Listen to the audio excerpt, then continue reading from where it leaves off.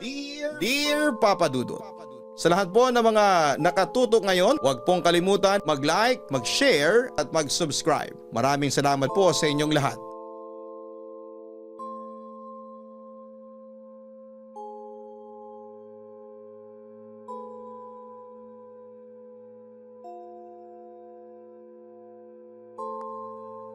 Magandang araw po sa inyong lahat.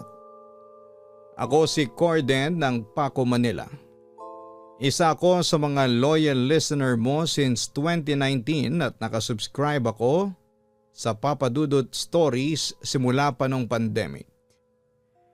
Naging libangan ko ang pakikinig sa inyong channel bago ako matulog at ang paborito kong pakinggan ay yung mga love stories.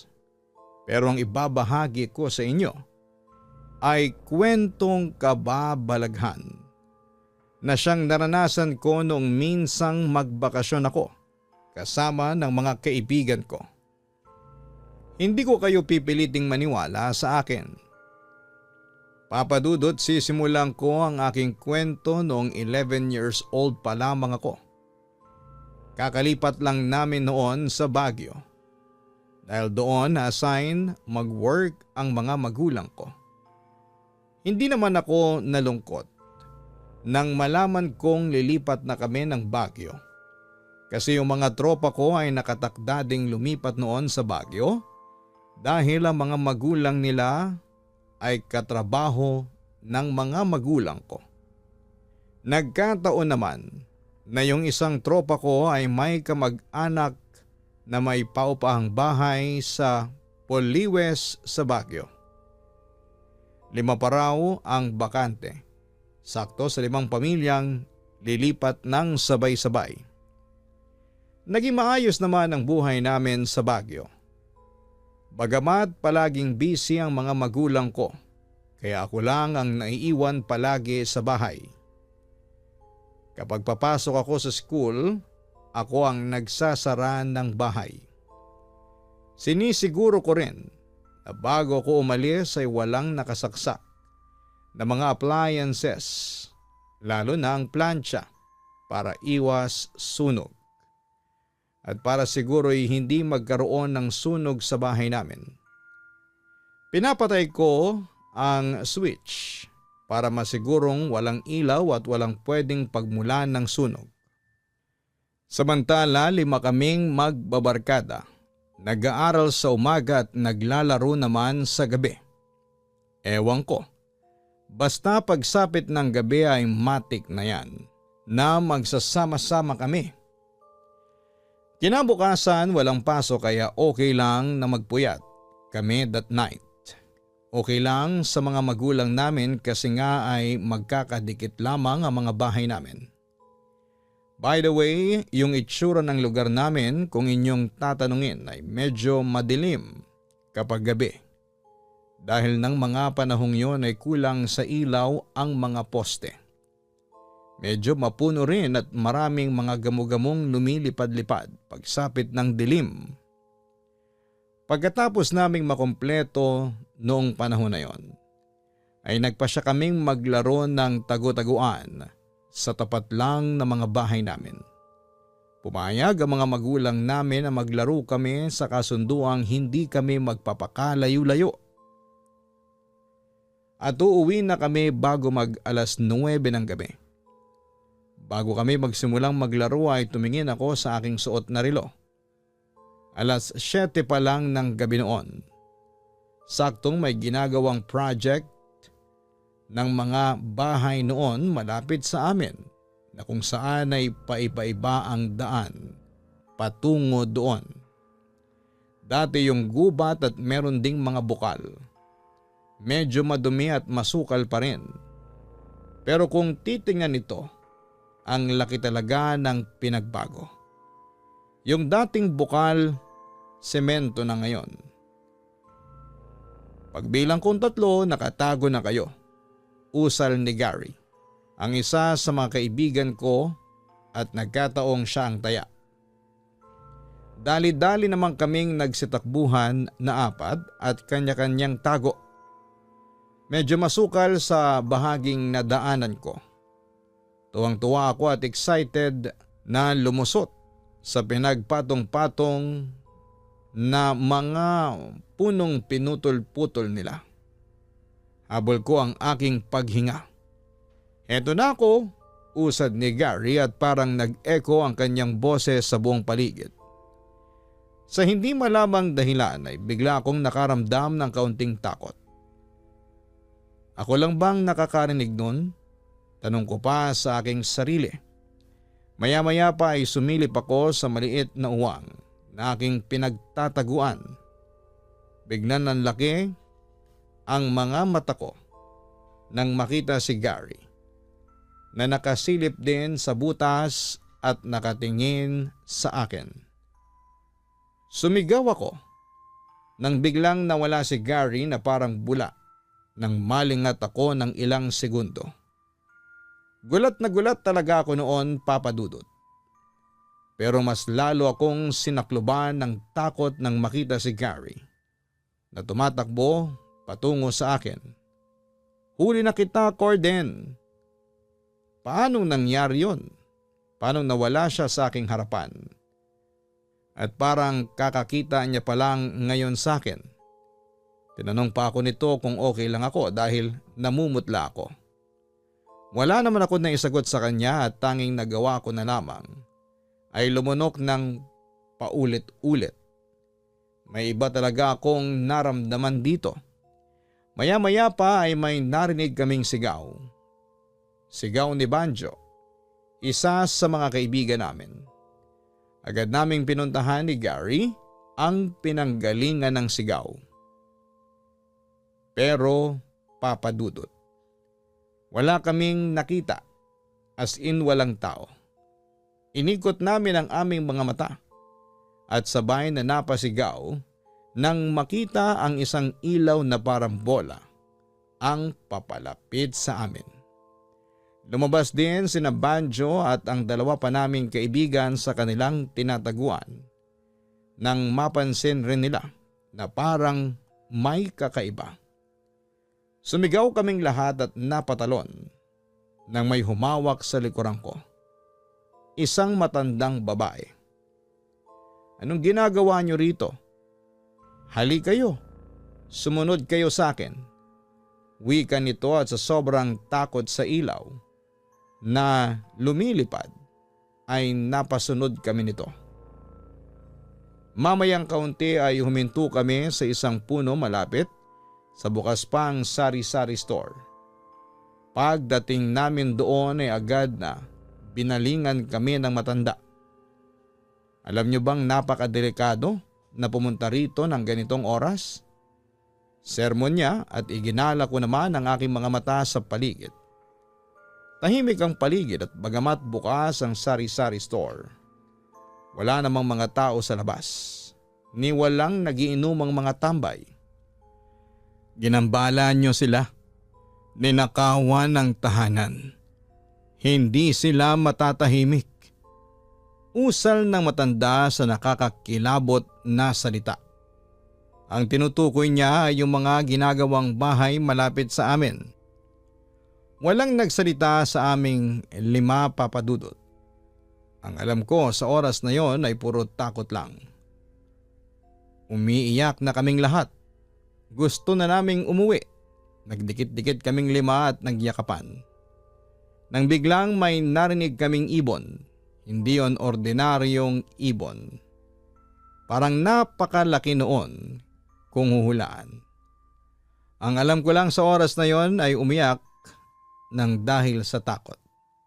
Pero laking pasalamat namin noong biglang may narinig kaming tumawag sa amin. Pagtingin namin ay nakita ko sina Papa at ang tatay ni Gary na palapit sa amin. Kanina pa pala nila kaming hinahanap. Buti na lang daw at may nakapagsabi sa kanila na may nakakita daw sa amin na pumunta rito sa dating gubat. Tanging nagawa ko sa oras na yon ay yakapin si Papa. At humagulhol ng iyak. Ganon din ang mga kaibigan ko. Sa kabilang banda ay biglang naalala ko yung matanda pero bigla na lamang siyang nawala. Alam niyo bang 3 oras na namin kayong hinahanap?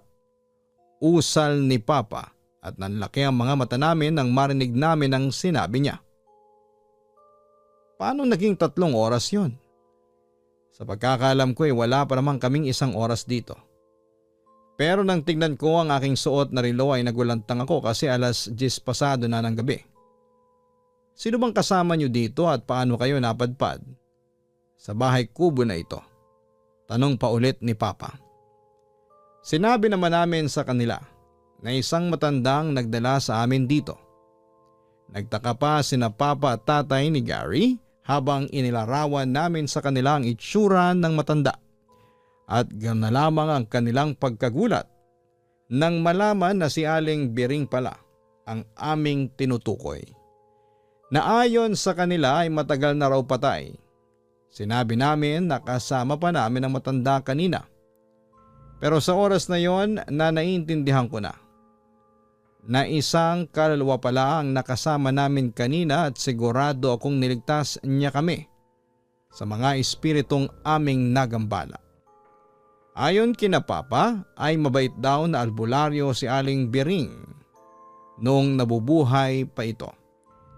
Samantala pag uwi sa bahay ay sumama na ang pakiramdam ko.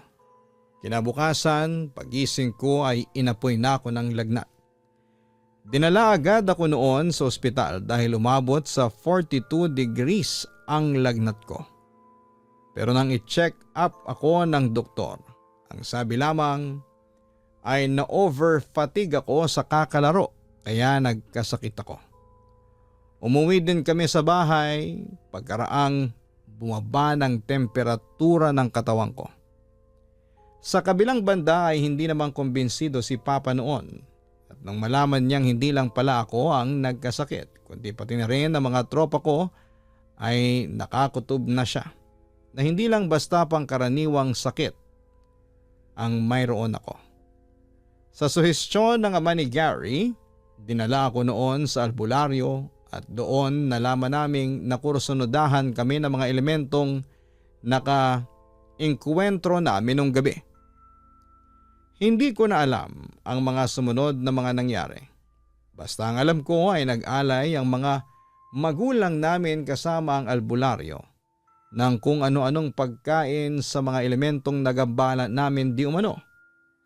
Pero ayon sa narinig ko sa usapan nila Mama at Papa, ay hindi raw tinanggap ng mga elemento ang alay.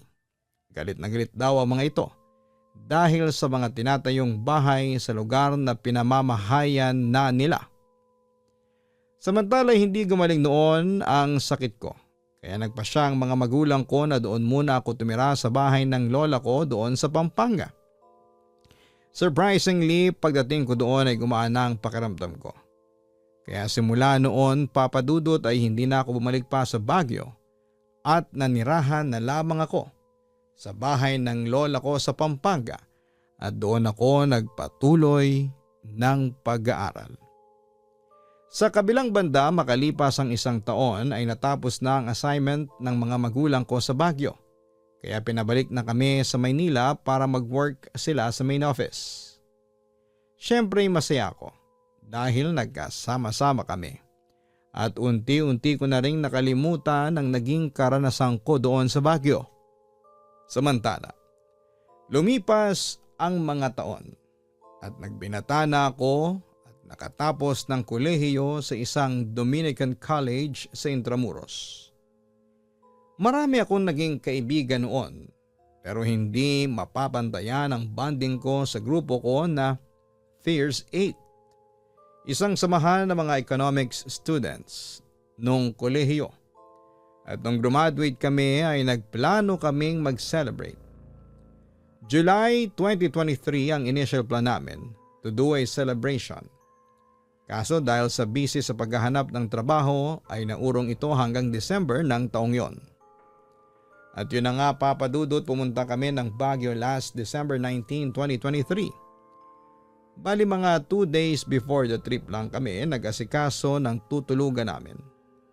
Naghanap talaga kami yung friend kong si Carlo ng transient na hindi luma. May bonfire at kasya kaming 8 syempre. Ayun, nakahanap naman kami sa awa ng Diyos. Habang nasa biyahe ay natulog lamang ako, kaya hindi ko nakita ang mga dinaanan namin. Nagising na lamang ako nang mismong tapikin ako sa balikat ni Greg, isa sa mga kaibigan ko sa First 8. At yun na nga, pagising ko ay nasa tapat na kami ng transient house. Makabago, maaliwalas at malaki. Pero papadudot. Sa labas pa lang ay parang may nararamdaman na akong kakaiba. Pero binaliwala ko na lamang yon dahil ayokong masira ang celebration namin. Papadudot, okay naman yung first day namin kasi pagkakyat namin ng Baguio, binabalang namin yung gamit namin sabay batche na. Late na kaming nakauwi ni Rosaline, ng girlfriend ko that time. Tapos dahil humiwalay kami ng gala, kami yung pinakahuli na nakauwi. So sa lapag kami na-assign matulog. Ang setup ng kwarto ay 2 bunk beds at kutsyon sa lapag. Yung kutsyon yung pinakamalapit sa bintana na nagpapalamig ng kwarto kasi walang aircon yung room namin. Yung bunk na katabi namin ay doon naka-assign si Andrew at si Greg. Si Andrew galing pa sa work, siya yung pinaka-last na umakyat. At may pinakamalalim na tulog dahil nag-drive siya para sundan kami. Mga 2 a.m. ay gising pa rin kami ni Rosaline kasi hindi kami tinamaan ng antok. Sila Carlo at ang girlfriend niyang si Maris pati si Maynard at ang girlfriend niyang si Trisha ay nakatulog na rin. Kasi aakyat pa kami ng atok at 3 a.m. para sana maabutan yung sunrise. Bukas naman yung ilaw ng kwarto noong time na yon para madaling mag-CR. Nanood lang kami ni Rosaline ng series tapos ay biglang umalulong yung mga aso sa buong neighborhood. Yung bintana di screen na sliding tapos ay bangin na yung katapat at ni puno ay wala. Yung alulong ay nasundan at sinabayan ng napaka low pitch na growl na sobrang lakas din. Then si Andrew ay nagising bigla. Kami nila Greg, Carlo at Rosaline ay natatakot na kasi first time lang naming makarinig ng ganon. Guys, aso ba yun? Napatanong ako sa mga kasama ko. Shit, ano yun? Sabi naman ni Rosaline tapos ay napayakap siya sa akin. Narinig niyo ba yung umaalulong? Wika naman ni Greg. Nung nagising si Andrew in a very serious tone ang sabi niya ay hindi aso yon. We tried asking Andrew ano yon kasi ayaw niya raw pag-usapan. Nahirapan lalo kaming matulog so bumaba si Andrew sa bunk at sinamahan kami ni Rosaline sa sahig. Sinara rin ni Andrew yung bintana para sa amin kasi malamig pa rin naman kahit na hindi namin papasukin yung hangin. Dahil bayad na yung transient at wala pa kaming prepared budget, ignore mode na lang kahit may narinig kaming kumatok sa bintana. After mag-atok at La Trinidad, iniwan na kami ni Andrew for work. Pagbalik ng transient, nobody dared to touch the window dahil lahat kami ay takot. After dinner noong nagsisettle na kami para matulog, ay may kumatok muli ng 3 beses sa bintana. Yung katok ay parang kuko yung gamit. Uulitin ko, cliff edge na yung window kaya ibon ay hindi na makakapatong doon kasi manipis lang. Very consistent yung katok hanggang sa tumigil. Inurong na lang namin ni Rosaline yung kutsyon palayo sa bintana kasi takot talaga kami. Nung umaga na mga 6:00 na ay may kumatok pa rin ng 3 beses tapos ay nagsitakbuhan kami palabas ng kwarto.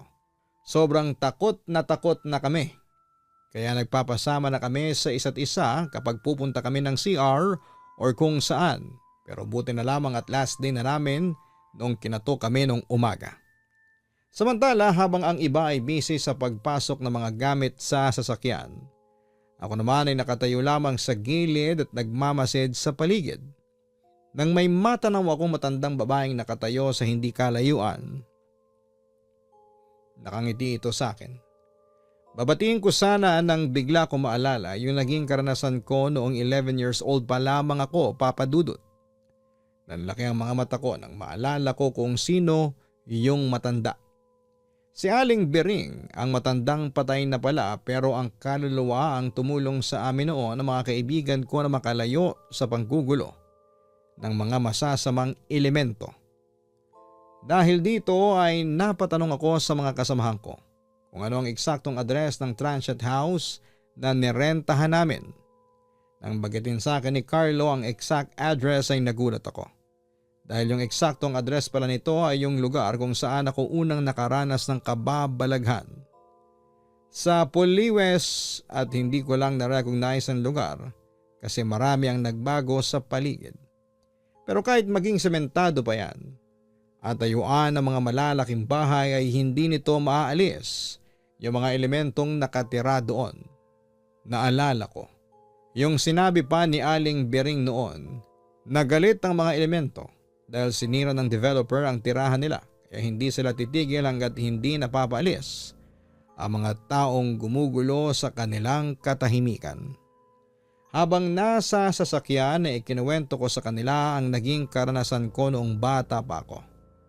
At yung transient house na inuupahan namin ay ang exact location ng lugar kung saan ako nakaranas ng kababalaghan.